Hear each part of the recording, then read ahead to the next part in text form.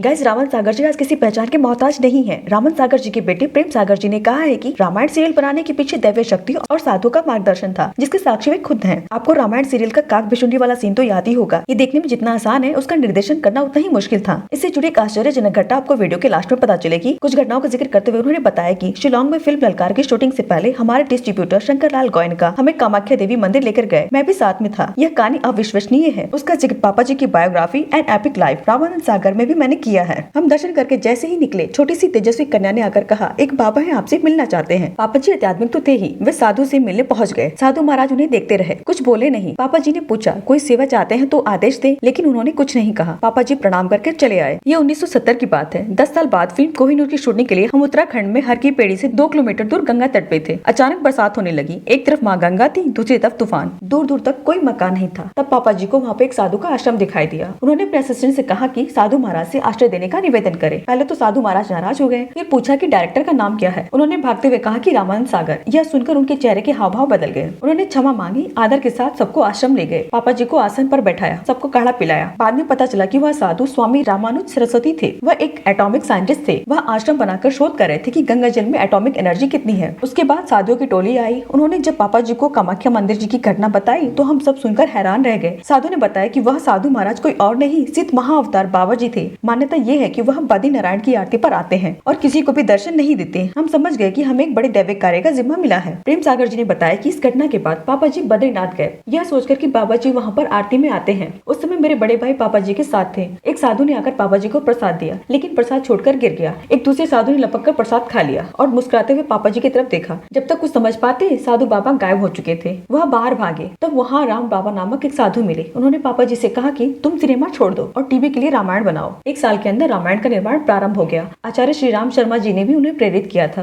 प्रेम सागर जी ने बताया कि इसी तरह एक दिन साधु महाराज हमारे घर पे पहुंचे। चेहरे पे अलौकिक तेज था। उन्होंने कहा कि मैं हिमालय से अपने गुरुदेव का संदेश लाया हूँ। पापा जी ने संदेश बताने को कहा। उन्होंने कहा कि तुम क्या समझते हो, तुम रामायण बना रहे हो, इसे ईश्वर का कार्य मानो और किसी बात की चिंता ना करो। तुम तो आए ही इसी कार्य के लिए हो। इतना कहकर वो चले गए। ये उस समय की बात है जब पापा जी रामायण के निर्माण में आ रही शुरुआती मुश्किलों से परेशान थे। अब बात आती है काक भिशुंडी वाले सीन की। काक भिशुंडी वाले सीन की शूटिंग कैसे हुई, ये सुनने के बाद आपको भी यकीन हो जाएगा कि कोई ईश्वरीय शक्ति थी जो रामायण बनवाने में रामन सागर जी की मदद कर रही थी। प्रेम सागर जी ने मीडिया से चर्चा में कहा कि जब काक भिशुंडी बालक राम जी की परीक्षा लेने आते हैं, इस कहानी से सभी परिचित हैं। उसकी शूटिंग से जुड़ी एक आंखों देखी घटना बताता हूँ। कौवे वाले सीन का फिल्मांकन बहुत ही मुश्किल था। नन्हे बालक और कौवे को भला कैसे निर्देशित किया जा सकता था। बड़ी मुश्किल से कौवे को पकड़ा गया। कौवे को सेट पर लाया गया। लाइट और कैमरा ऑन हुआ। तब पापा जी कौवे के पास गए, हाथ जोड़कर प्रणाम किया और कहा कि हे काक भिशुंडी जी, मैं संकट में हूँ, कृपया मेरी मदद कीजिए। उन्होंने उस कौवे को मानो पूरा सीक्वेंस ही समझा दिया हो। उसके बाद पापा जी ने कहा, एक्शन। 10 मिनट की रील थी। एक परफेक्ट एक्टर जैसे काम करता है, कौवे ने भी वैसा ही काम किया।